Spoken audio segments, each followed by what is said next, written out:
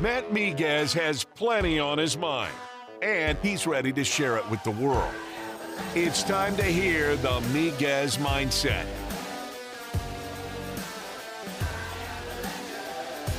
Welcome into the Miguez Mindset here on ESPN 103.7 Lafayette and 104.1 Lake Charles. Matt Miguez here. Plenty to get to here in the world of sports. We've got the NCAA Men's Basketball National Championship tonight. It is officially Masters Week, and there was a record broken in the NHL yesterday, and that's actually where we'll start. Rocking the Capitals gear today because Alex Ovechkin broke Wayne Gretzky's all-time goals record yesterday against the New York Islanders. Scored goal number 895 in his career. Just a monumental moment for the Capitals left winger, for the organization, for the league, really. And you know, when you look at it, not only how it happened, but the history, the way that this came full circle, is truly remarkable. So it happened yesterday on April 6th, which is 21 years to the day that the Capitals won the 2004 draft lottery to draft Alexander Ovechkin. Who also did it on his 1,487th career game, which was the same game number that Wayne Gretzky scored, number 894. He's played one more game than Wayne Gretzky, and he has one more goal than Wayne Gretzky, which is just, again, when you put it all together, absolutely remarkable. Wayne was there yesterday in Long Island, kept his promise. He told Alex Ovechkin several years ago that when the time did come to break the record, that Wayne would be the first one to shake his hand, and he kept that promise. Commissioner Gary Bettman was there. They had a ceremony. A painting was given to Alex and his family that was commissioned by the NHL. Really cool piece with Ovi holding the Stanley Cup, Gretzky in one corner, and then Ovi's signature one-time stance in the other corner. Really, really great work of art. It was a cool moment to see, everybody cheer, not just Capitals fans, right? Even Islanders fans were cheering at what they were witnessing yesterday. His teammates all mobbed him at center ice. It was really a special moment, and now the Capitals, with 5 games left to go in the regular season, can get back to hockey, right? Because you have this mindset of, you know how close your teammate is to breaking history, and you want to do your part to help make that happen. So now the elephant is out of the way, and they can get back to playing sound team hockey with 5 games to go before the playoffs. They are the first place team in the Eastern Conference. Also, like I said, the Masters coming up this week at Augusta National. Second weekend in April is always the best weekend of the year for golf. The drive down Magnolia Lane. You had the women's amateur over the weekend. The drive, chip, and putt competition yesterday. The week has officially begun, right? World number 1 Scotty Scheffler already in Augusta, looking to make things pretty interesting this week. Can he win a green jacket yet again? John Rahm going to defend his title. Bryson DeChambeau is going to be in the mix. Brooks Koepka as well. And then the big question is Rory. Can Rory finally get the one major that has eluded him, and the one that, for lack of better words, he has choked away on multiple occasions?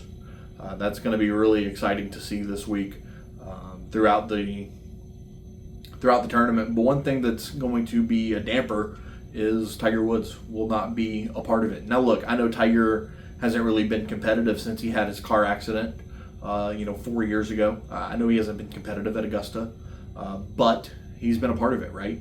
And he's made the cut, and he's been around all weekend, and fans gravitate to that. Fans follow Tiger no matter how he's playing.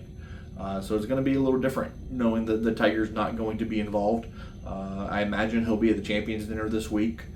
It's well documented how much he enjoys that event and that camaraderie. So I wouldn't be surprised if he's there.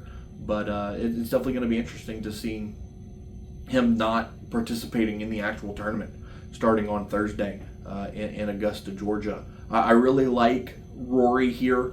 The way he's been playing, his iron play is really sharp, which is what you need to win at Augusta. Obviously, Scotty Scheffler world number one for a reason. He's going to compete. He's going to contend. Brooks Koepka is a guy to keep an eye on. Bryson DeChambeau, can he kind of break the odds, right? I just talked about how iron play wins at Augusta. Can driving 350 plus yards win you a green jacket?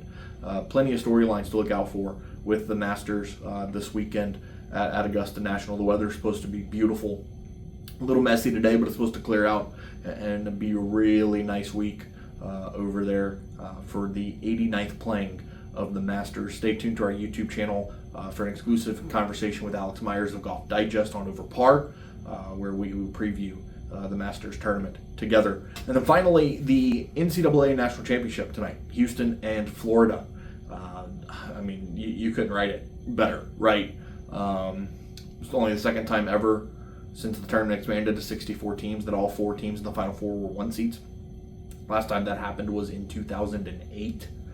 And, the thing that I find interesting is, I go back to that point where, only the second time it's happened. When you pick all 4 1 seeds to be in the Final Four, everybody says, oh, you went chalk, that's predictable. But is it? Because it's only happened twice. I get that feels like a cop-out answer on paper to pick the 4 best teams in the tournament, but rarely does it actually line up that way. And this year it has, and it's created some great basketball. If you look at the national semifinals, they were fantastic games. Florida overcoming Auburn, and then Houston coming back from the dead to beat Duke. They did what they had to do down the stretch, right? They made really good shots. They played incredible defense, and Duke made some critical mistakes down the stretch. And now Cooper Flagg is going to go make millions of dollars, hopefully for the New Orleans Pelicans. But there's a lot to be determined there for the Duke Blue Devils and John Shire. But they're going to be really good for years to come. You can tell the way that they've built that program that Duke is going to be around for a while. And then tonight you've got, again, Houston and Florida. Houston plays lockdown defense, and they create offense off of that with guys like L.J. Cryer, former Louisiana Raging Cajun, Malik Wilson on their roster as well. And Tugler is a really good player also. And the thing that's interesting is Quantas White, the new coach of the Louisiana Raging Cajun, still an assistant coach for the Houston Cougars. Can he put a national championship on his resume before coming to Lafayette to lead the Raging Cajuns? That's going to be something to keep an eye on as well. For Florida, you got Walter Clayton Jr., who has played at an All-American level for a very long time. 34 points in the semifinals against Auburn. Can Houston shut him down? And if they do, can they also shut down Alex Condon and Howe and Handelagen?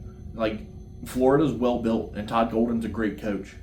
So plenty of storylines to look out for in tonight's national championship game as well. We'll be back later this week to recap all of it and talk more about the Masters here on the Miguez Mindset on ESPN 103.7 Lafayette and 104.1 Lake Charles. Make sure you subscribe to our YouTube channel at ESPN Southwest Louisiana and follow us on social media at ESPN_SWLA.